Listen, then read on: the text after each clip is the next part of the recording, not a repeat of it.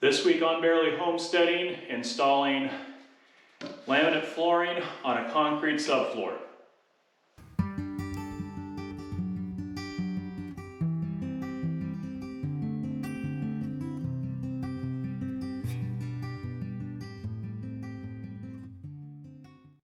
So I'm here in Engineer Bear's bedroom, and this used to have carpet.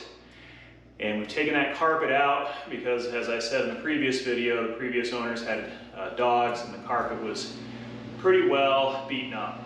So we have torn all that carpet out and the padding and the tack strips, and we're going to install some laminate solid surface flooring in here.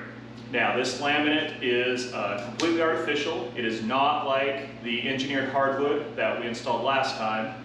And this laminate already comes pre-installed with padding on the back side, so we don't need to do an underlayment. But because this is a concrete subfloor, we do want to put in a vapor barrier. Now before I put that vapor barrier in, as we were tearing out the tack strips, the nails that were embedded into the concrete, pulling those out, caused quite a bit of damage around the perimeter. In addition, there's a pretty sizable settling crack here, and by that opposite wall there's a bit of damage as well. So we want to patch all of that first, and then we'll go ahead and put in the vapor barrier. All right, got the patch mixed up. You can see, hopefully, here we go. I want it watery enough that it's going to go into those divots caused from pulling up the tack strip from the carpet. I think that'll work.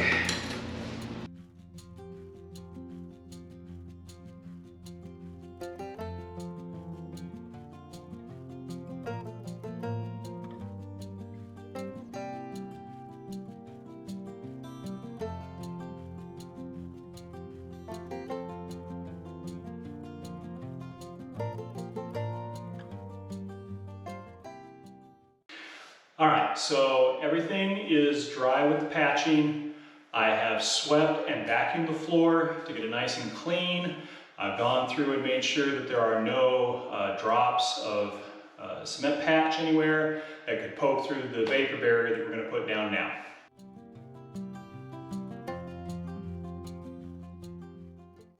So this is just a 4mm plastic sheet. And what we're going to do is I've cut it long enough that it will overlap or come up the side of the wall just a little bit, like an inch. And then we'll be able to, once we lay the flooring out, we'll be able to pinch that vapor barrier that comes up the wall between the wall and the baseboards. And so I'm going to lay this out, I'm going to do some temporary taping, and then we can start laying out the flooring.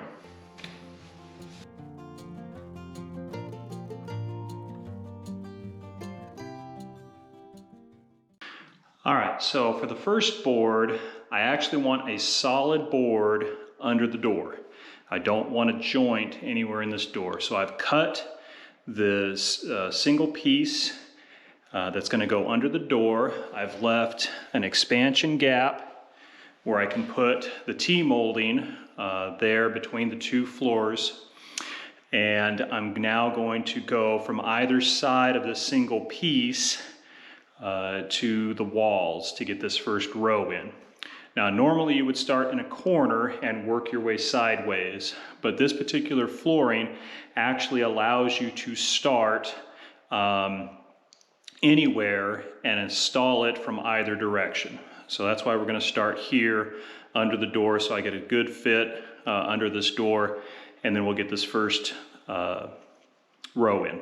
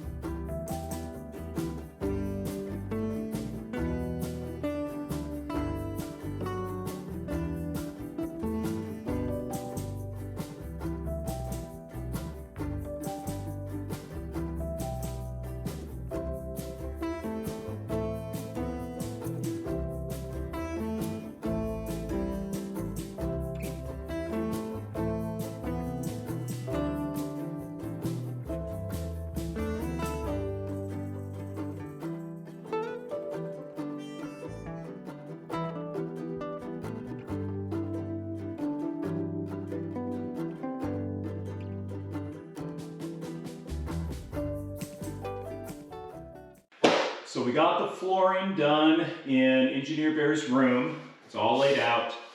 I'll go and paint the baseboards so that I can get them reinstalled. And then I need to pick up some T-molding for underneath the door where this flooring meets the previous flooring in the hallway. And then this room will be completely done. And next we're going to work on Little Miss Independence room doing the same flooring.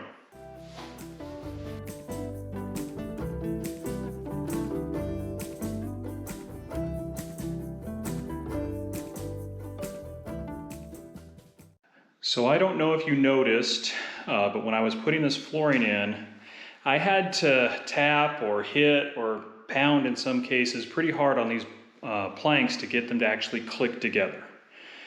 Because of that, the floor was constantly moving as I was putting the planks in, to the point where sometimes it was actually driving my spacers underneath the drywall. So I was constantly needing to readjust the floor. Because of that, when I came to put in the baseboards, I noticed that in a couple of places I actually had a fairly large gap between where the board ended and the baseboard.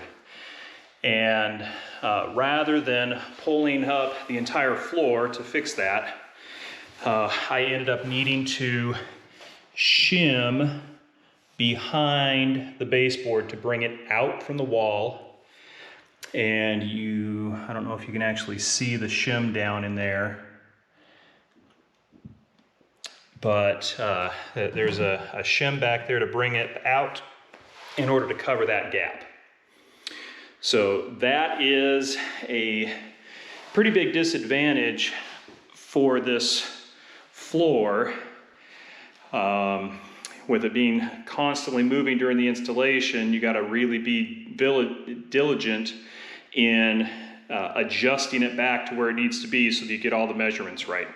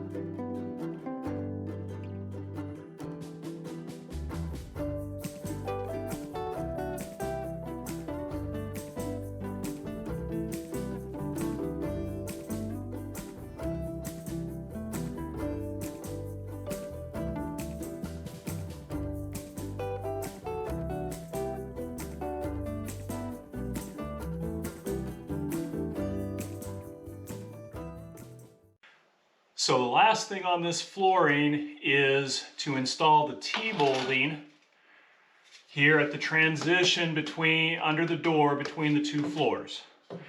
Now we've got concrete subfloor here and the step on the T-molding is not deep enough to completely contact that concrete subfloor. So what we're going to do is we're going to install a small furring strip in here. Going to screw that down to the floor so that we have something to glue the T-molding to. So how we're going to attach this strip to the concrete is I'm going to countersink a hole in the wood strip. I'm going to use that as a template and drill down through with a masonry bit into the concrete.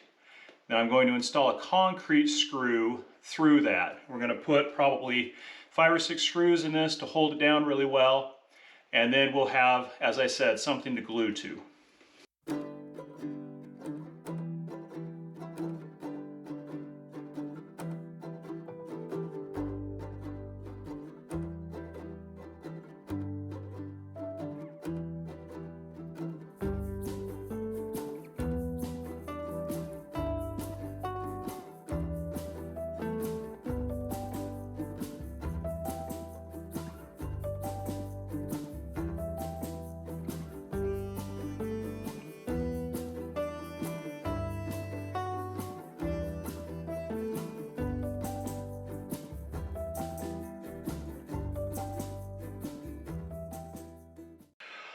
All right, so we got some weight on this to put pressure on that adhesive so that the T-molding gets a good seal.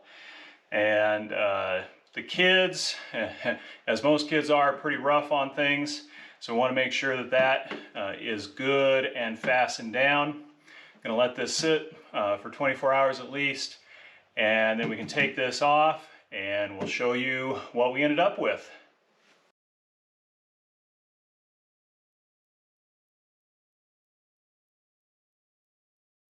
So we've been living with this flooring for about 6 months now, and it's held up pretty well. Now it's only in bedrooms, so it doesn't get a lot of traffic like a family room would, but it has held up pretty well. Not seeing really any damage or wear on it so far. So other than the fact that it was difficult to install, once you get it installed, this particular laminate flooring has done fairly well. Little Miss Independence room gets a little more wear and tear on the flooring just because she's in here dancing and doing gymnastics and things like that. But again, haven't seen any wear and tear on the flooring. It's held up well. So we will check in a year or so and see how it's holding up and compare it with the other flooring that we have also installed.